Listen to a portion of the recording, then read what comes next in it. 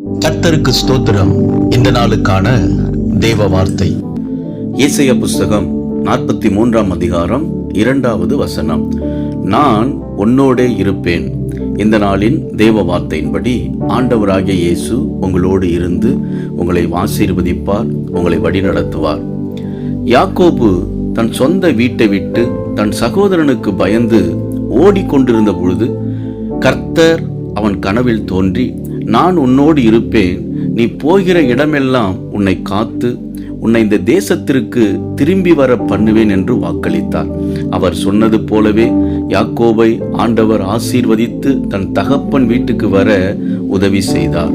அன்பானவர்களே, பயம், தனிமை மற்றும் கடினமான சவால்களை எதிர்கொள்ளும் பொழுது ஆண்டவர் நமக்கு துணையாக நிற்கிறார்.